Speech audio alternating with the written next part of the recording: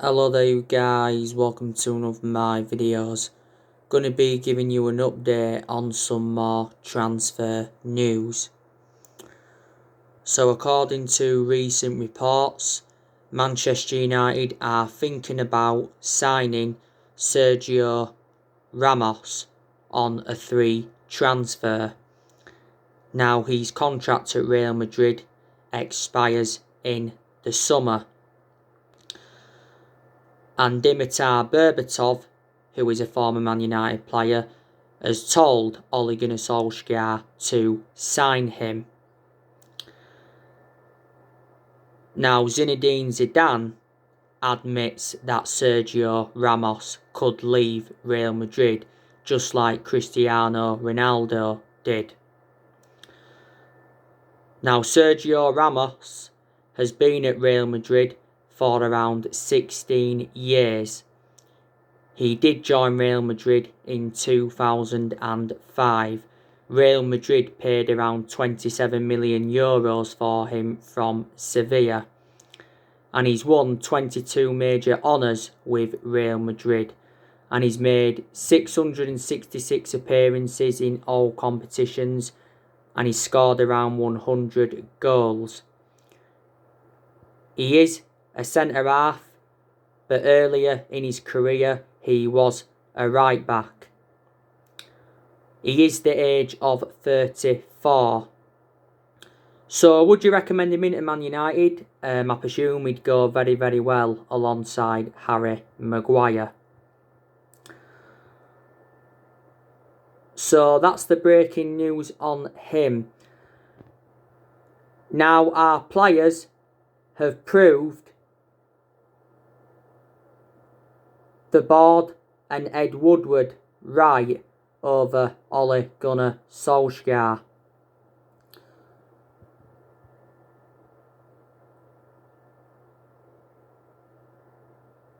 Because Solskjaer has turned a corner at Manchester United. And players have really, really improved. Now I've got to definitely say that Bruno Fernandes has made a difference in the team since he came to Man United. Bruno Fernandes has been at Manchester United now for a year, or is it almost a year? He's scored a lot of goals. Okay, a lot of his goals have come from the penalty spot. He's also provided assists, and he's really, really good at creating chances. Now, don't forget Bruno Fernandes won Player of the Month for December, but he's won that now quite a few times, reflecting on his good performances.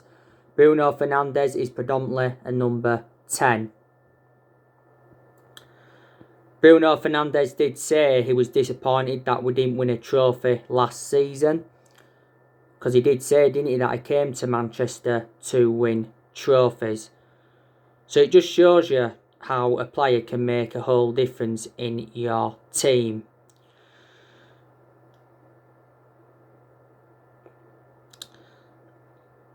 I think Edinson Cavani has also made a fantastic impact since he came in. We got Edinson Cavani on deadline day last summer. We got him on a free transfer. He signed a 1-year contract with Man United with an option of a second year. And when we got Edinson Cavani in, I did say he will be the next Zlatan Ibrahimovic. Now, obviously, he has served his 3-match ban, so he's obviously available for tonight's game against Burnley. He did get given that 3-match ban because of the racist comment that he put on social media last month. Solskjaer obviously did say that he apologised. So yes, Solskjaer did recently say that Edinson Cavani is ready to go. He also spoken about him earlier on in the season, saying that Cavani is definitely a starter for Man United.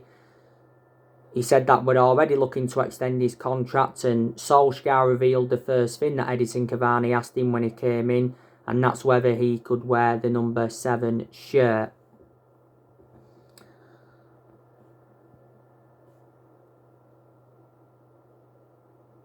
Now, I've also got to say that Marcus Rashford has really, really improved under the Ole Gunnar Solskjaer era. well, he's always more or less been a good player. Obviously, he's endured a couple of bad periods. You know, Rashford gets good runs in behind. His finishing's good and he does score good goals. He has enjoyed some bad games though. But them games when, you know, he hasn't been too good, he hasn't really had a lot of service, has he? But I just think we need to keep Marcus Rashford out wide because that's where he's more effective. But sometimes you do play him up top and sometimes you can put good performances out up top. Marcus Rashford has been a United player since the age of 7. And he's been in our senior squad since 2016. And since then, you can say he has become an integral part of our team. Now, I think Anthony Martial has done quite well recently. He's enjoyed some bad games. He was certainly out of form earlier on in the season because he wasn't being clinical enough in front of goal.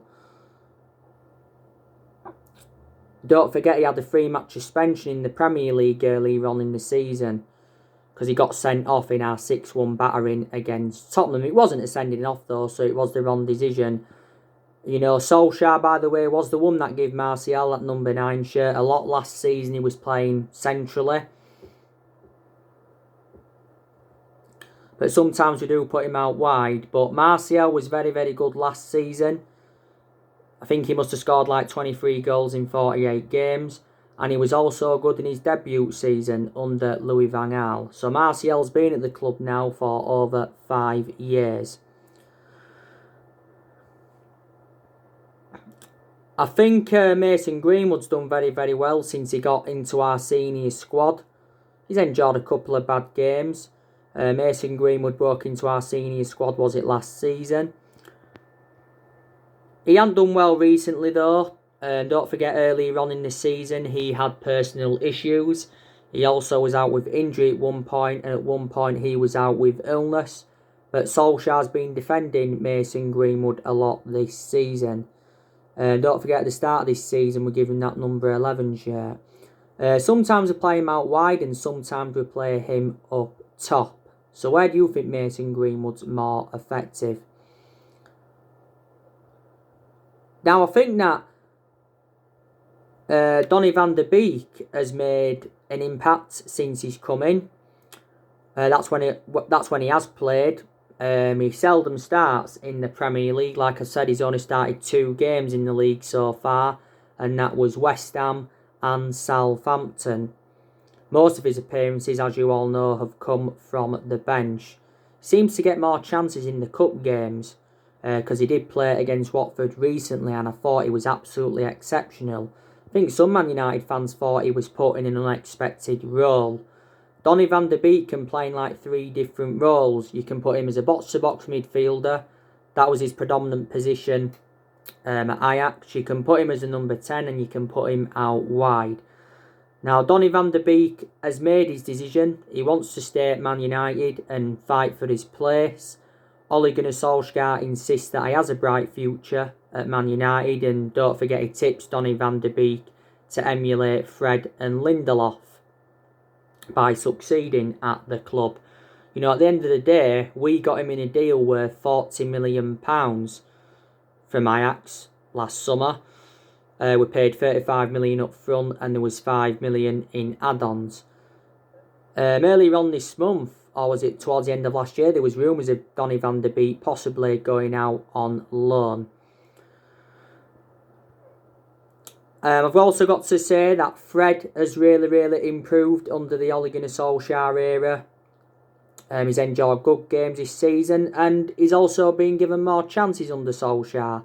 Under Jose Mourinho, Fred was never really given his opportunities. But I like the way Fred breaks up the play. He can show some good attacking intent. He can pass the ball well.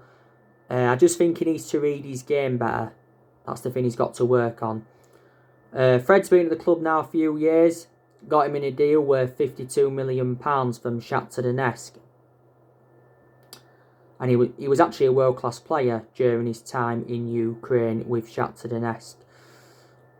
Now, I've also got to give Paul Pogba a lot of credit because, like I said, since he came back from that ankle injury, I think he's enjoyed very, very good games. Paul Pogba's obviously back injured again.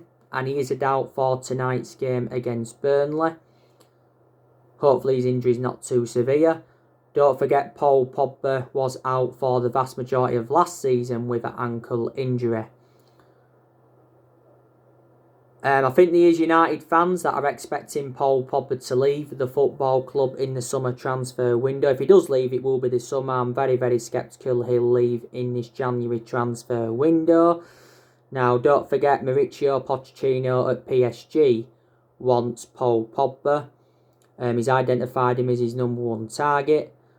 You know, Pogba's been relentlessly linked with a return to Juventus. Paul Pogba did enjoy 4 exceptional years with Juventus, like I mentioned, and swap deals have been high on the agenda.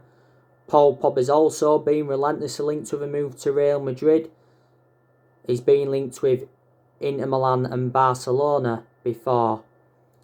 So he's had a long running transfer saga, like I mentioned. You know, this is Paul Pogba's 5th season at the football club since he rejoined. He's our most expensive signing at the moment because we paid £89 million for him. Now, Paul Pogba's agent, Mino Raiola, told Tutto Sport last month that Paul Pogba's career at Man United is over because he said he's unhappy and he has to leave and he's got no intentions of signing a new contract. Solskjaer was obviously furious with his agent, Mino Raiola. Don't forget, earlier on in the season, we triggered that 1-year extension on his contract, so he's under contract with Man United until June 2022. Woodward did recently say, we are preparing to enter contract talks with Paul Pogba and his agent, Mino Raiola. But Solskjaer said earlier on this season that Paul Pogba can be convinced to stay at the club if the club win trophies. Solskjaer was recently talking about Paul Pogba's role at the club. Now, I've got to say that McTominay has improved under Solskjaer. He's also enjoyed bad games as well. Certainly McTominay's best game in a Man United shirt was the 6-2 win against Leeds. And obviously that's Man United's best game this season. McTominay scored twice in that game and he also got an assist. And he was everywhere on the pitch. McTominay also did well against Watford recently in the FA Cup. He scored in the 5th minute. Just after the first lockdown last year, McTominay signed a 5-year contract with the football club. You know, McTominay though has been part of the club for several years.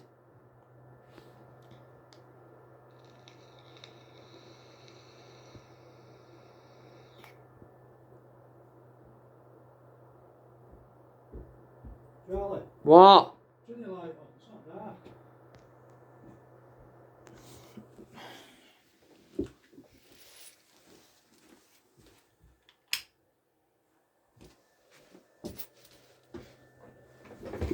Don't make lights on till it's dark.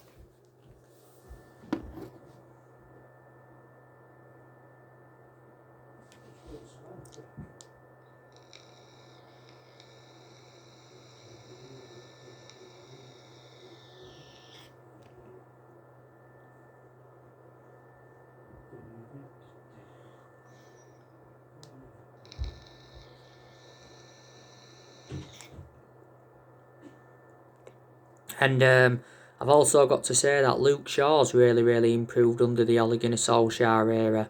My only element of concern about Luke Shaw is that he's injury prone. And he's out with injury again, but I think he's going to be available for tonight, according to Ole. I think he had a hamstring problem earlier on in the season. He had a couple of periods out with injury last season as well, Luke Shaw. Luke Shaw's enjoyed a good 6 years or so at Man United. We got him in a deal worth, £30 million from Southampton back in 2014. But when Luke Shaw plays well, he can make good overlapping runs, he can get into good positions and he can put good crosses into the box. You know, you can say Luke Shaw still remains our first choice left back, despite the arrival of Alex Telles, because Luke Shaw's still been playing a lot of games since Telles come in. I think Telles has made quite a good impact since he came in. You know, we got Telles from Porto on deadline day last summer. Got him in a deal worth £15.4 million. Tellez was very, very good against Watford. He must have created a good 6 chances in the game, got forward well and put some dangerous crosses in. And Tellez also got the assist for McTominay's goal. I think Harry Maguire has improved. He's bounced back from his early season troubles because don't forget, before the start of the season, he had that incident in Greece. Harry Maguire, though, has endured bad periods, but it's good that he's bounced back. Harry Maguire, though, certainly wasn't worth the £80 million that we got him for from Leicester in the summer of 2019. He's the most expensive centre-half in the world at the moment, and he is our current captain. Solskjaer, by the way, has confirmed Harry Maguire will be playing tonight. As you are all aware, if Harry Maguire gets another yellow card, he will be suspended, so that means he will miss the Liverpool game. But Ole Gunnar Solskjaer's risking it anyway. Eric Bailly, I think he's a very, very good centre-half and he has improved. He started our last 4 games prior to the game against City in the EFL Cup semi-final. Obviously played against Watford, but obviously came off with a neck injury, and I think Bailly's a doubt for tonight's game. Solskjaer did say he will require more assessment on his suspected neck injury. I actually thought it was an head injury at the first, but yeah, Bailly's too injury prone, and that's my concern about him. Bailly's endured over 4 years now at Man United. We paid around £30 million him from Villarreal back in 2016. I think Wan-Bissaka has also really, really improved. He's endured bad games like a lot of players do, even if they are good. But we have got concerns about Wan-Bissaka's lack of attacking intent and his distribution, haven't we? This is probably why we have been in search for a right-back. This is Wan-Bissaka's 2nd season at Man United. We got him in a deal worth £50 million from Crystal Palace in the summer of 2019. But yeah, aspects of his game have improved, I've got to say. David De Gea's improved. He's getting back to his best now, which is good to see. And I said David De Gea will remain our number 1 for at least this season. David De Gea has been a long servant at the club. This is now his 10th season at Manchester United, and he's made over 500 appearances for the club in all competitions. I've got to say Dean Henderson's done well though when he's played this season. I think at some point Dean Henderson will become our number 1 goalkeeper.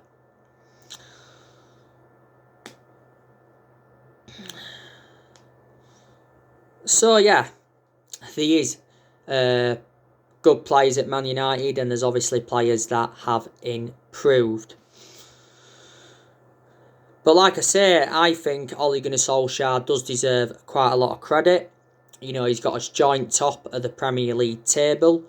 If we do beat Burnley tonight, we will be top of the Premier League by 3 points. He got us to the EFL Cup semi-final this season. Obviously, though, we lost to City in the semi-final, which was very, very disappointing. Solskjaer did say prior to that game that there was no excuses if we lose another semi-final. And City are very, very good anyway, and especially in the EFL Cup because they've won it for the last 3 seasons, and City have now reached their 4th consecutive League Cup final. 4 semi-final defeats, by the way, in a row under Solskjaer because we lost 3 semi-finals last season. And I think Solskjaer's decision-making in some games has also been good, but there's also been a lot of games where his decision-making has been poor, and reflecting on that, that's cost us. So Solskjaer's decision-making needs to be good, persistently, doesn't it?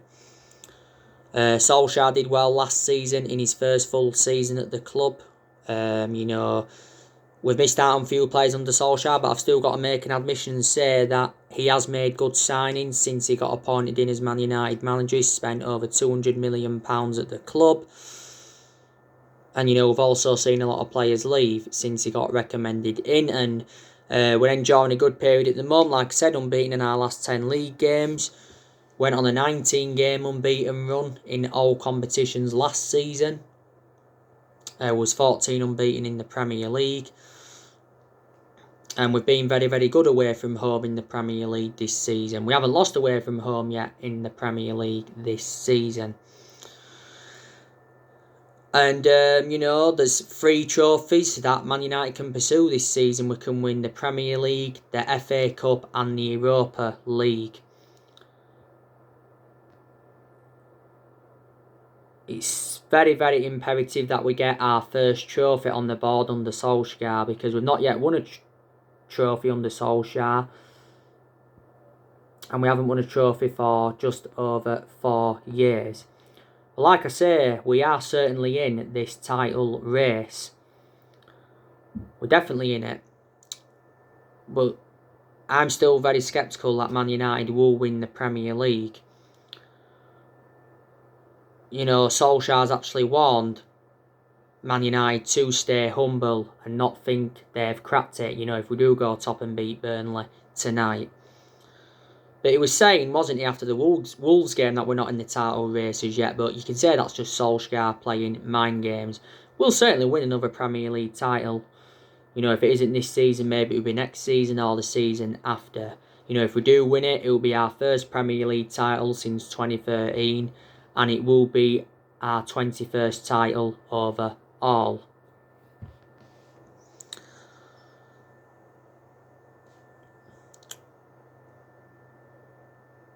Like I updated you on my recent video, January signings are unlikely. That's been confirmed by Solskjaer, but he's hoping a deal or 2 can be done. It's just under 3 weeks now until the January transfer window shuts. This January transfer window is Ole Gunnar Solskjaer's 5th transfer window as Manchester United manager.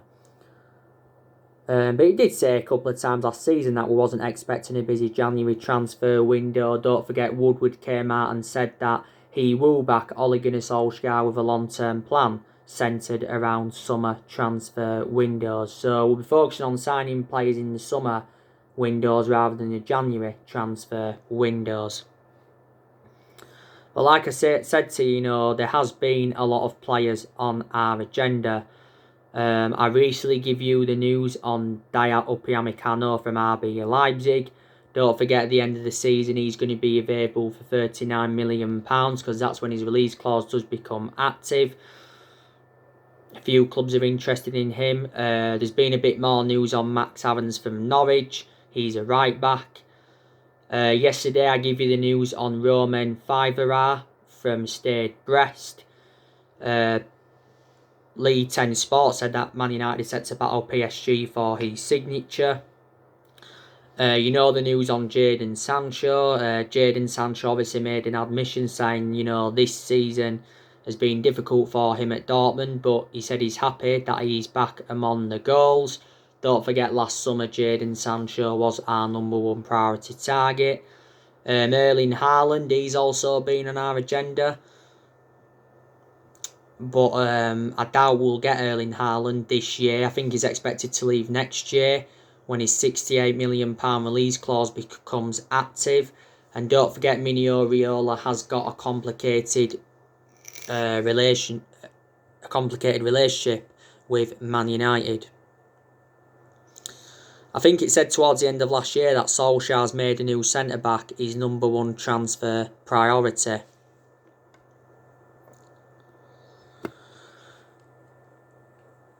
We're also, as you all know, going to get rid of players. He said the other week that Solskjaer held talks with 6 players that he wants to get rid of. And obviously, Ole has confirmed that Sergio Romero, Marcus Rojo and Timothy Fosu-Mensah will leave the club in this January transfer window. He said in regards to Romero and Rojo that they're free to leave in January, you know, because their contracts won't be extended. Will Jones leave in this January window? Will Lingard leave in this January window? Will Daniel James go out on loan? Will Brandon Williams go out on loan? Because there's been a lot of rumours about that. We are expecting Odin Ighalo to leave the club. His loan expires at the end of this month. And like I say, we'll get rid of more players in the summer. Won't we? But like I say, if our good vein of form continues, my perception will keep changing on Ole Gunnar Solskjaer more and more. With how good we have been in recent months, my perception slowly started to change on him, because earlier on in the season I was certainly demanding him out of the football club. And I was very, very critical of him. But a lot of Man United fans were demanding him out earlier on in the season. Certainly deserves more time at the club. Solskjaer's priority is leading the club to long-term success. This is his second full season at Manchester United. And like I said, reflecting now on his being at the club, he has gained some managerial experience. You know, Solskjaer's been Man United manager now for just over 2 years. You can say he's learned quite a bit on the job, but there's still a few things that he has got to learn. You know, we can't beat the big teams. That's been proven so far this season. And obviously, if you are to be genuine title contenders, you've got to beat the best. And hopefully we can prove a point on Sunday against Liverpool. But like I say, if we won the Premier League title this season, it would be remarkable. But if we finish in the top 4, the top 3, and we win a trophy and it's not the league, I still think that would represent a very, very good season for Man United. And that would give us something to build on, wouldn't it? But there has been a few times where Solskjaer's been close to being sacked, because we have endured bad periods under him. Like I've said so many times, our board have a soft stance on Solskjaer because he is a club legend. But disregarding being a club legend, the board would be a lot more ruthless on him.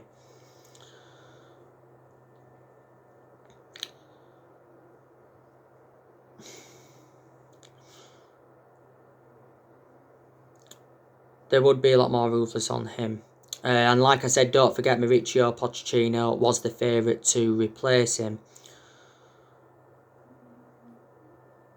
But yes, certainly Solskjaer will be Man United manager at the end of this season. I think he will be given another season at the football club. We have made quite a lot of mistakes in the last, 8 years or so since Ferguson left, and that's one of the main explanations why we have been so inconsistent. You can say we made a mistake giving Solskjaer the job permanently, but we're giving the job permanently reflects on what he did in that 3-month period as temporary boss. I think a lot of the players we've brought in since Ferguson left haven't been the right calibre players for Man United. Ferguson made one mistake, and that was obviously recommending David Moyes in. And we've also overpaid for players as well. Since Ferguson left, we've spent over £1 billion on players. You know what I mean? So there you go. So anyway, guys, your Burnley Man United reaction will be either coming up tonight or it will be tomorrow morning. It'll be one of them. So anyway, guys, like I say, drop your comments, likes below on the channel. If you do, consider subscribe as always, and take care. God bless, and I'll see you all again very, very soon. Thanks for watching.